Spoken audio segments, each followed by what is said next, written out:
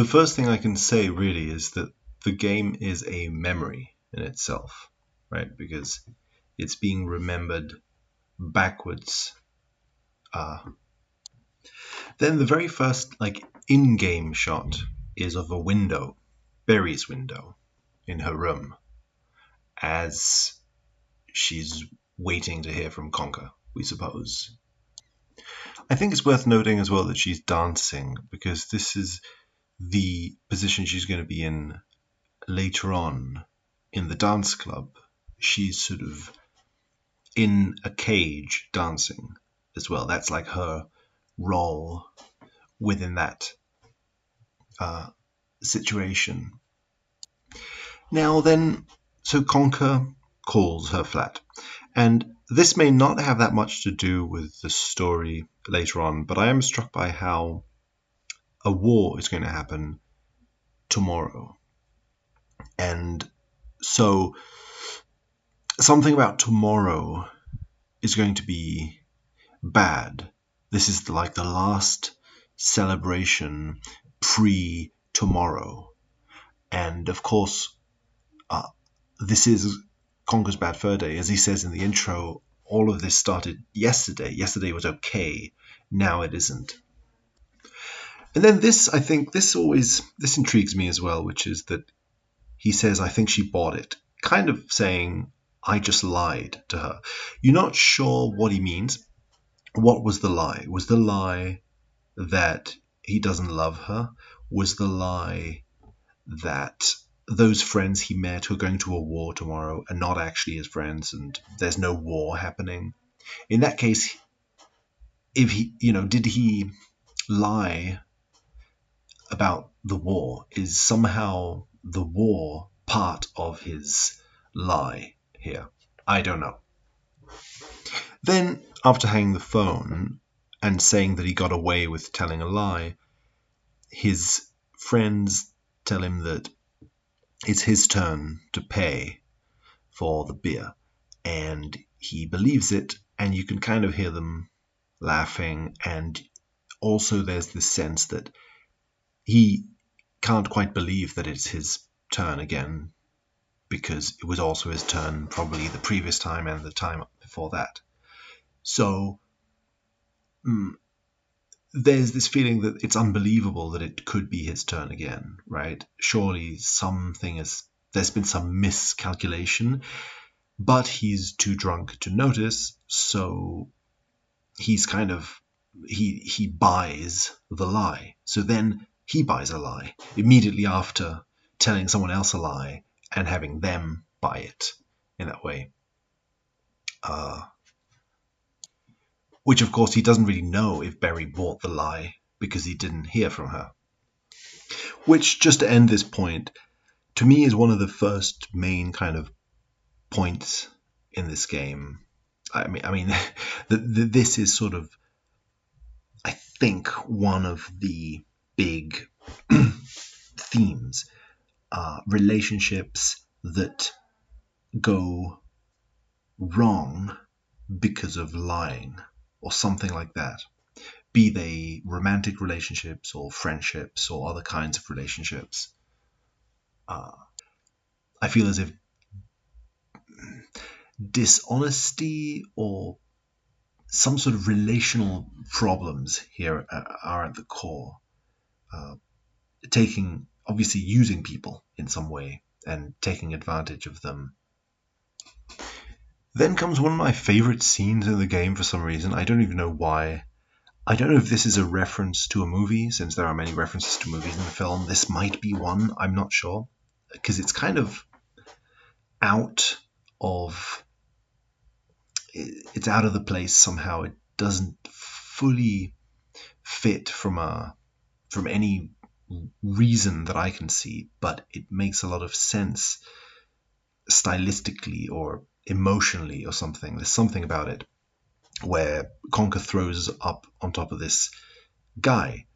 I guess partly it's because he's a robed monk, so he's supposedly, engaged in some deeply spiritual kind of thing, reading this mantra that he's holding, or this tablet.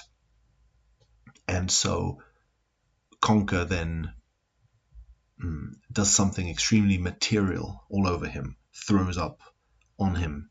All this stuff that was inside of him comes outside of him.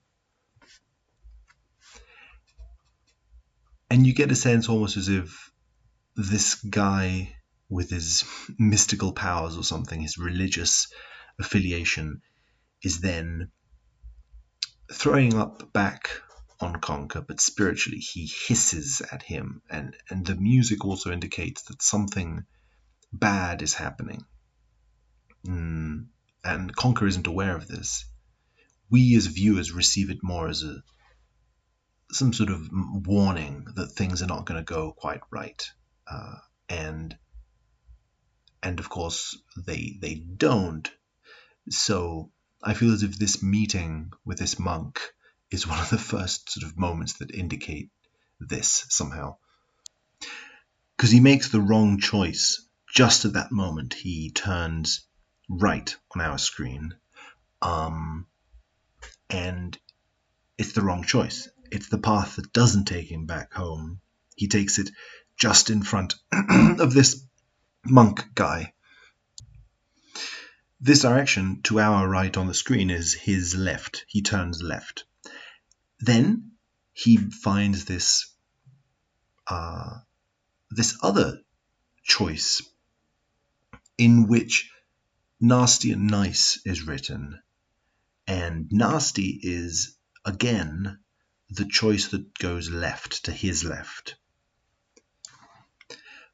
But he's so drunk that he can't quite tell which way is which. He can't tell which way is right or left. He says he doesn't really mind, it's okay, he'll just guide himself out of it without seeing exactly what's happening. And then, interestingly enough, at that moment, these wasps travel behind him without him seeing them. So behind his back, a bunch of mafia wasps steal the queen bee's honey rusk, or the I don't know what you would call it, the hive, away from her. And they take it precisely in that direction, the nasty direction, the wrong direction. He then hears them flying behind him and is sort of distracted by them. This makes him turn around, and upon being in this new, this has made him face a new direction. So he's like, well, might as well continue down this new direction, right? So this new direction he has turned round into, which was only turned round into because of the shock of hearing these guys stealing the hive, ends up being this direction that he's going to take. He's going to compromise or commit to this direction now that he has randomly kind of become here. Excuse my little interruption here, but I thought I wanted to talk about how it seems as if so far then most of the interactions Conker has had with making a choice, have come from being startled or shocked somehow. The guy he throws up on is an interaction that leaves him almost just randomly staring to the left. So he just sort of mumbles off in that direction. And here also he's sort of shocked. That shock kind of leaves him facing somewhere, and that's the direction he goes down. So that it's almost like a very automatic kind of autopilot way of making decisions. And of course he's drunk in both of them. So there is also a kind of a swaying and letting yourself just go in any direction that you can kind of situation. Then a quick little thing. This might be insignificant, but we zoom in now to the Panther King's castle, and we're zooming in towards the window. And of course, a window is a typical kind of place to zoom in and out of buildings in cinematic conventions. So, it's okay in that sense. But I think that we're going to have to pay attention to that from now on, because the first window we see, the one where we zoom out or into Barry's apartment through the window as well, comes just after the door. I didn't mention this. The door to the Panther King's hall, now Conker's hall, also closes on us. So the camera zooms out through a door, in through a window. And getting ahead of ourselves for a bit, Barry then disappears out through a window, or through the window of the air vent compartment into space at the end of the game. You could call it a window, I suppose. It's an opening to space from the house or something. If you don't mind, I'm just to keep my sanity kind of in check, I'm going to try not to edit too many explanatory images about parts of the game that we're not talking about right now. So even though I'm going to make allusions to the past bits I haven't mentioned in the game and the future, I'm going to try not to specifically mention them in a way where you're going to get an image of it. You're only going to get an image of what's going on right now. Sorry. Yeah.